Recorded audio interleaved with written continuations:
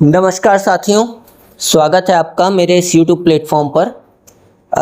जैसा कि विज्ञापन संख्या 51 में एक नई अपडेट निकल करके आ रही है। पहले से आपको पता है कि जो विज्ञापन संख्या 51 के संदर्भ में जो केस चल रहा है माननीय सर्वोच्च न्यायालय में, उसकी लीडिंग पिटीशन है 23758/2026।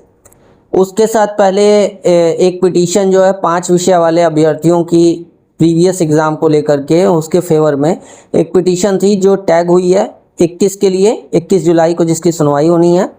और उसके बाद आयोग की तरफ से 2 पिटीशन, और एक आयोग की तरफ से पिटीशन फाइल हुई है और एक स्टेट की तरफ से पिटीशन फाइल हुई है, तो जिसमें दोनों की सुनवाई जल्दी होने की संभावना है। और जल्दी हो करके ये मामला भी Dheeraj Chandani versus state of UP के मामले के साथ टैग हो जाएगा 21 से पहले, ऐसी पूरी संभावनाएं हैं।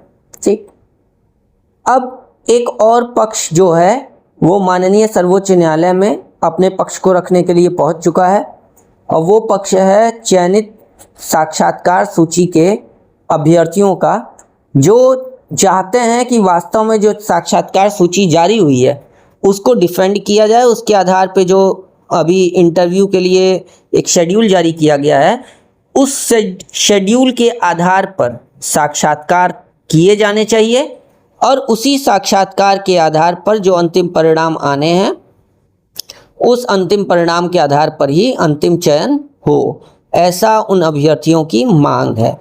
और उनकी तरफ से भी पिटीशन फाइल हो गई है, सिमिलरिटीज़ में आ चुकी है। जल्द ही उसमें भी रिफ्लेक्शंस जो बचे हुए हैं, मॉडिफिकेशंस, वो सब होंगे, और मुझे लगता है जल्द ही उसकी भी सुनवाई हो करके मामला टैग हो जाएगा 23758 के साथ। तो हर वर्ग, हर पक्ष अपनी बात रखना चाह रहा है। बाकी कहने को, ऑब्जेक्शन करने को, एक दूसरे के ऊपर आरोप प्रत्यारोप लगाने को, हर पक्ष एक दूसरे की आलोचना कर सकता है, कर ही रहा है। स्वतंत्र देश के स्वतंत्र नागरिक हैं लोग।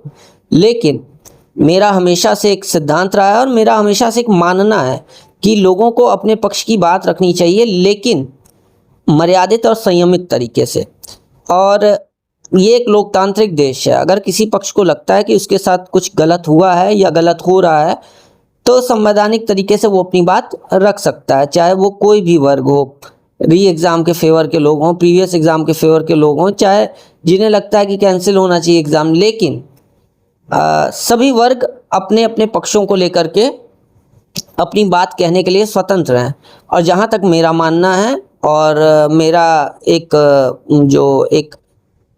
विश्लेषण कहता है कि रिजल्ट आ जाने के बाद चयनितों को निश्चित तौर पर लामबंद होना चाहिए, एकजुट होना चाहिए, क्योंकि ये लड़ाई अब बहुत हद तक एक निस्तारण के दौर में पहुंच रही है। और अगर लोगों की या सभी वर्गों की, आयोग की, और इसके साथ जो लोग विधिक रूप से शामिल हैं इस मामले में, अगर उनकी इच्छा शक्ति रही तो मामला जल्द निस्तारित होगा। क्योंकि निश्चित तौर पर अगर ये मामला लंबा चलता है तो कोई भी वर्ग इसको बियर नहीं कर पाएगा, वहन नहीं कर पाएगा।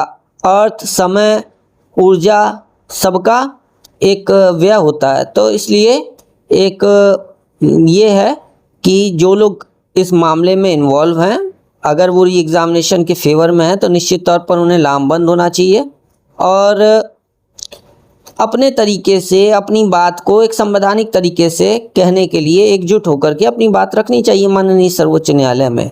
और निश्चित तौर पर न्याय का अंतिम पायदान माननीय सर्वोच्च न्यायालय है। तो जो भी फैसला माननीय सर्वोच्च न्यायालय से आना है वो सर्वमान्य होगा और वो बाध्यकारी होगा। कोई उसके अगेंस्ट में जा कर के अपील नहीं कर सकता। तो इसलिए सभी पक्ष अपनी अपनी बातें रखेंगे, और जो साक्षात्कार सूची में शामिल अभ्यर्थी हैं उनसे एक अपेक्षाएं हैं कि निश्चित तौर पर वो पैरवीकारों की, जो री एग्ज़ामिनेशन को के फेवर में केस किए हुए लोग हैं, उनसे संपर्क करेंगे, और निश्चित तौर पर वो अपनी पैरवी के लिए एक प्रभावी पैरवी के साथ इस मामले को अंतिम रूप से निस्तारित करवाएंगे, ताकि आने वाली भर्तियां सुगम तरीके से होती चलें। और अगर दोस्तों आपको लगता है कि ये हमारा प्लेटफॉर्म आपके साथियों, आपके दोस्तों के लिए उपयोगी हो सकता है, ऑथेंटिक सूचनाओं की प्राप्ति का एक साधन हो सकता है, एक माध्यम हो सकता है और आगामी आने वाली परीक्षाओं के संदर्भ में आपको एक ऑथेंटिक जानकारी प्रदान करता है। तो निश्चित तौर पर इसे लाइक कीजिए, सब्सक्राइब कीजिए और शेयर कीजिए ताकि ज़्यादा से ज़्यादा लोग इससे लाभान्वित हों। और क्योंकि आप इसे जब साझा करेंगे, शेयर करेंगे, तभी हमें एक मोटिवेशन मिलेगा और हम कोशिश करेंगे कि अपने वीडियोस को, अपने ऑडियोज़ को और ज़्यादा परिमार्जित करके आप सबके समक्ष एक ऑथेंटिक जानकारी रखी जाए। इसी के साथ जय हिंद, जय भारत।